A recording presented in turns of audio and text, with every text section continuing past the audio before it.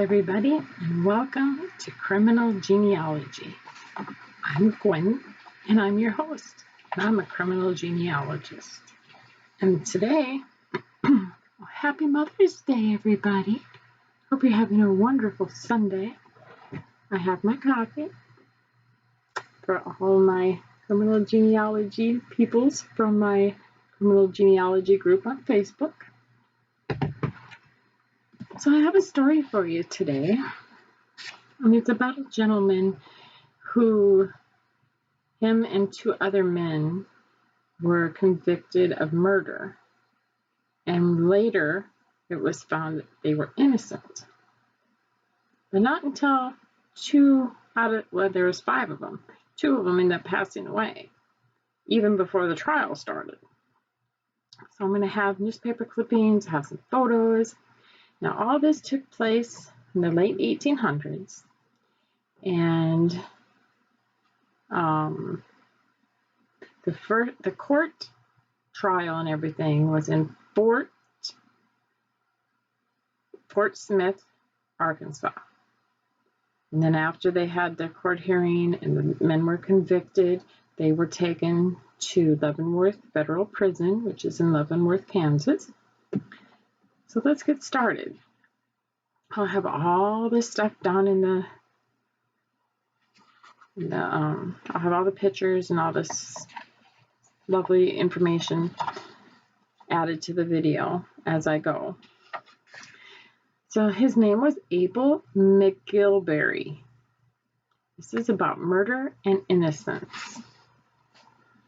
Abel was born in 1871 in the Choctaw Nation, which was in the Oklahoma Territory. His parents were Charles McGilberry, born in 1832 and died in 1896. His mom was Anna Lucas, born in 1847 and also died in 1896.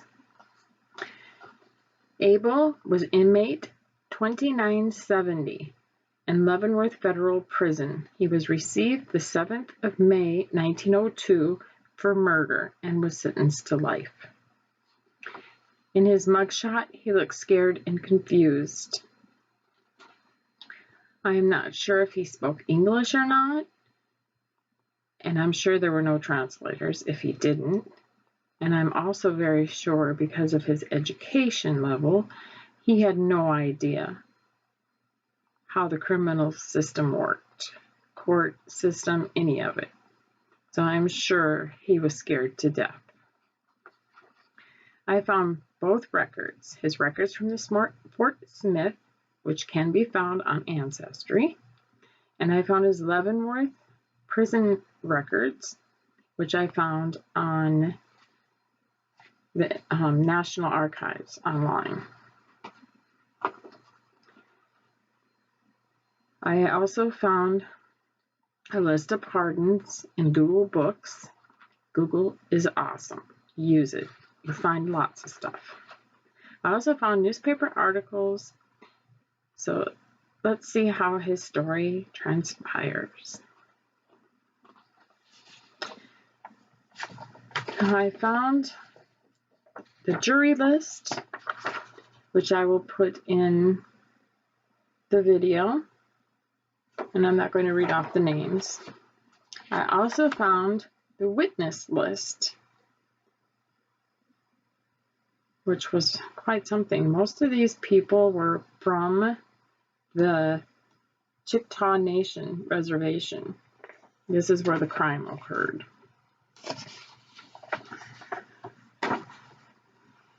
So this says, indictment for murder in the Indian Territory, court number 3854, United States of America, Indian Territory, Central District, SS.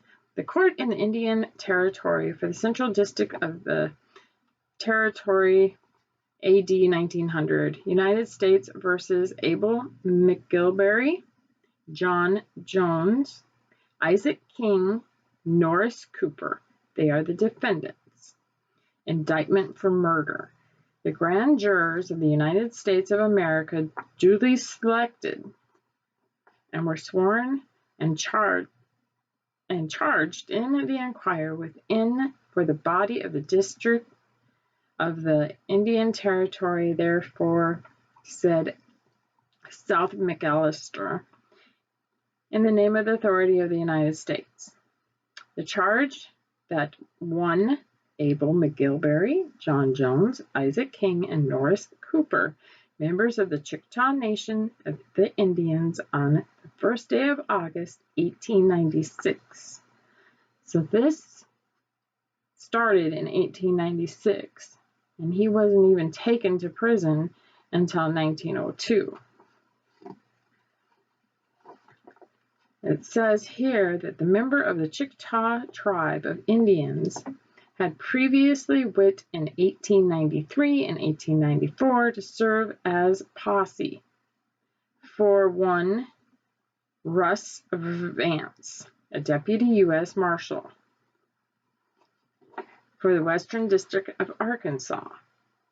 Then and there, being willful of their malice, did make an assault, and that said that Abel McGilberry, John Jones, Isaac King, and Norris Cooper, with a certain gun, then and there charged with gunpowder and lead and bullets, which said gun, they said that McGilberry, Jones, King, and Cooper, in their hands then and there held the gun, feloniously and willfully, and with malice, did discharge and shoot off the gun against upon the body of John B. Drake, killing him. So we have that. So then they go to court and everything, and this court thing lasted a long time. It went all the way to the Supreme Court. And here's one of the newspaper clippings. This one is dated the 10th of June, 1901, Fort Smith Times from Fort Smith, Arkansas. It says, death forestalls trial. 2 defendants in the famous murder case have died before the hearing. Several years ago, indictments were brought against Abel McGilberry and 4 others in the Territory Court, sent here upon the charge of venue. The case was hung fire and been switched from term to term. However, there is a prospect that the case will come to trial at this term of count. The parties against whom the original indictments were brought were Abel McGilberry, John Jones, John Coley, Isaac King, and Morris Cooper. Today, there are but 3 defendants of the original 5 to answer the call. 2 of the 5, John Jones and John Coley, have answered to the call of a higher court and have stood before the judgment bar of death, from which there is no appeal. One of these, John Coley, settled his account since last continuance of the case. It is thought that should the case be continued for 2 or 3 years longer, there will be no defendants to stand trial.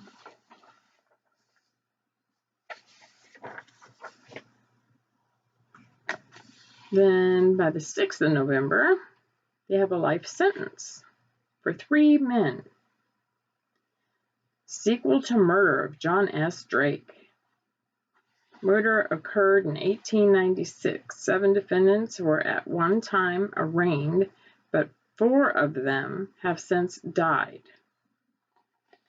Fort Smith, November 5th. Since the killing of John S. Drake in August of 1896, there has been fought a remarkable case in the United States. 7 defendants were at one time arraigned on the charge of murder. When the case closed here today, only 3 remain. The others are dead. Those who have died are John Coley and his son Edmund Ned Thompson and John King. The living defendants who were convicted of first-degree murder today without capital punishment are Abel McGilberry, Isaac King, and Morris Cooper. During his presence at a camp meeting, John Coley's home was burned. He suspected Drake of firing it, and with the other defendants went with Drake to the home and shot him while laying on a pallet. Coley and Cooper did the killing. McGilberry, borrowing the weapon, found Isaac Richardson. The case has been fought from year to year, the number of defendants and witnesses diminishing at each attempt trial by their death. The defendants are prominent Chickasaw and have the support of the Chickasaw officials. An appeal will probably be taken. I find it remarkable how slow this process was back then, because all the other criminal cases that I've studied and written on have never taken this long. Never. I mean, usually they're in court and stuck in prison within a couple months. So then we have this one, which is the 7th of November, 1901. Convicted of Drake murder, Fort Smith, November 5th in the United States. This afternoon, the jury in the case of Abel McGilberry, Isaac King, and Norris Cooper charged with killing John Drake.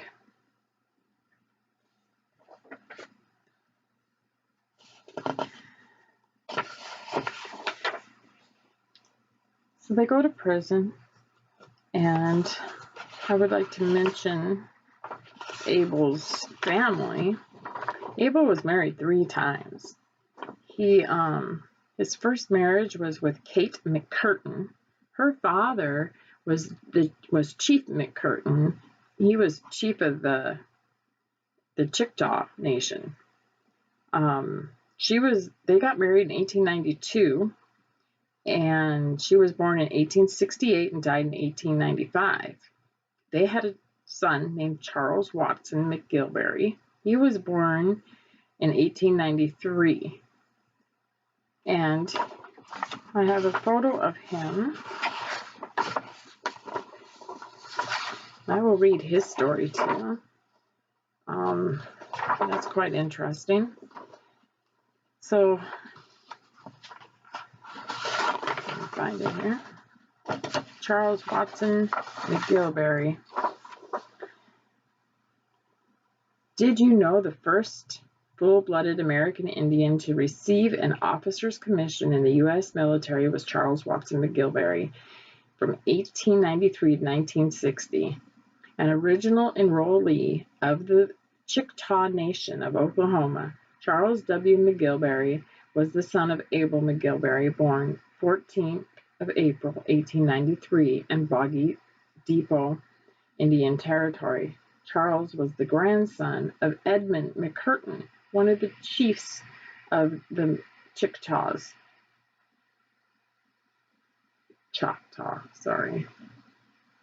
and also known as the father of education for the Choctaw. Charles W. McGilberry was a graduate of East Central College, Ada, Oklahoma, with a bachelor's degree of science, and was in graduate studies at Mercersburg Academy in Philadelphia, Pennsylvania, and preparing for studies at Harvard University at the breakout of World War I. The following comes from the records of the U.S. Army that has been passed along from generation to generation in the McGilberry family.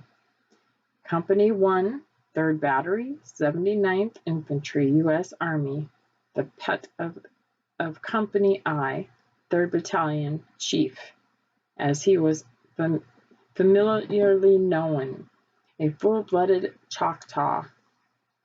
Indian, at the call to arms, slapped on his war paint, his tomahawk, and strode forth to do his debt for justice. At the close of the war, he will resume his peaceful occupation of tilling the soil near Hartshorn, Oklahoma.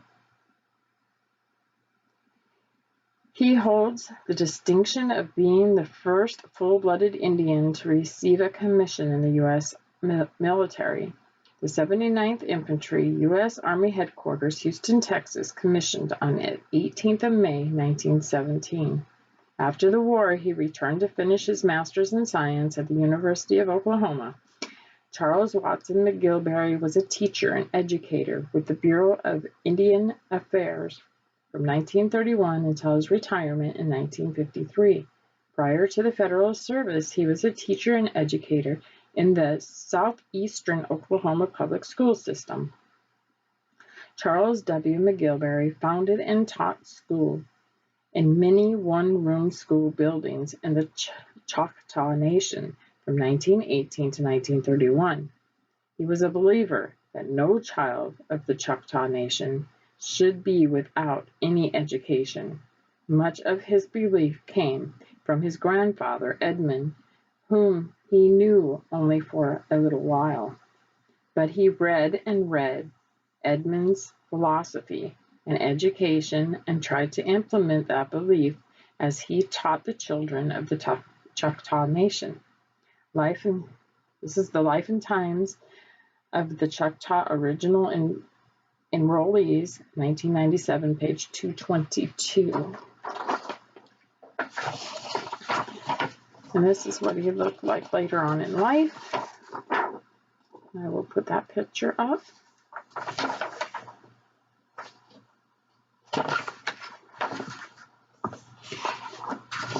While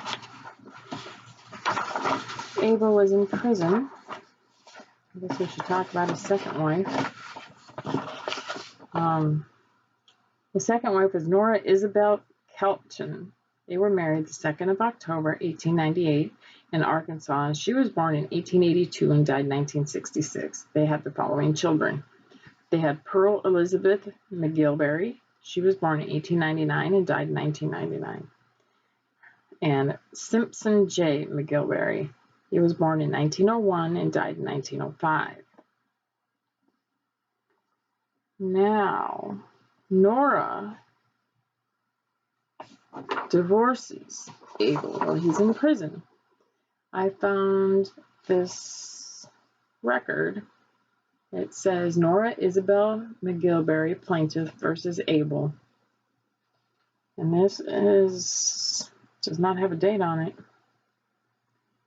We'll see, maybe it's in here somewhere. It says the plaintiff Nora Isabel McGilberry alleges that she is a resident of the South McAllister Court Division of the Indian Territory and that the defendant Abel is now in the penitentiary at Fort Leavenworth, Kansas, and that the plaintiff was duly married to the defendant at Sandboys on the 7th of October, 1899, and they lived at said Sandboys for 1 year, then moved to Hartshorn, where the plaintiff has ever since resided, and that the plaintiff and the defendant lived together as husband and wife until the defendant was arrested and taken to jail on the charge of murder. And for her cause of action, the plaintiff says that the said defendant was on the 5th of May, 1902, convicted of a felony, to wit, the crime of murder in the United States District Court for the Western District of Arkansas, Fort Smith, Arkansas, and was sentenced there to imprison for life in the U.S. Penitentiary at Fort Leavenworth in the state of Kansas, at which place he is now confined. The plaintiff says that as the fruit of said marriage, there were 2 children born to them, the oldest a girl named Pearl, age 7, and a boy named Simpson, age 6. The plaintiff says that the said children have always been in her custody and that they are all Indian citizens and have allotments and that she is able, fit, and competent person to have the custody of said children, and she still desires to have their custody. Wherefore, the plaintiff prays that the summons may issue requiring the defendant to answer this complaint, that this court will grant the plaintiff a decree of absolute divorce, and that she may be restored to all her rights as a single unmarried woman, and that the custody of said children be awarded to her. Kind of sad, huh? Yeah, I understand. She's thinking that this man's going to be in prison forever, and she needs somebody to help her take care of these kids, so she did the only thing she could. She didn't know he was going to get out. But he ends up getting married to Riddy E. Hurst. They marry the 20th of September 1917 in Pittsburgh, Oklahoma. She was born in 1877, and I don't know when she died. I do not believe they had any children. Now, I will put all this in the video for you. Also, I do have this all written out with all the documents, his prison documents and everything on my blog. So if you want to go read my blog and get more of the information on this, you can go to blogspot.com. It's criminal genealogy at blogspot.com.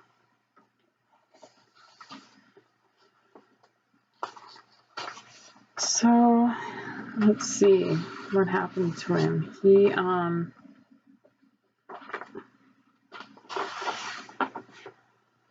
oh, by the way, Charles was made the rank of corporal. He was a true patriot, his son. Unfortunately, a lot of innocent lives were destroyed and families as well because of this. But Charles wasn't going to let it happen to him, and he knew his grandfather, Chief McCurtain, that education was very, very important. So he followed his grandfather and made a better life for him and his fellow Choctaw Nation, his fellow people. So Abel was released on the 4th of May, 1910, and he would live another 10 years, dying in 1922 in Haskell, Oklahoma. So I sure would like to hear your thoughts. Tell me what you think of the story and what you think of poor Abel. And I mainly wanted to show it because I don't find very many innocent people when I'm researching my criminal genealogy stuff.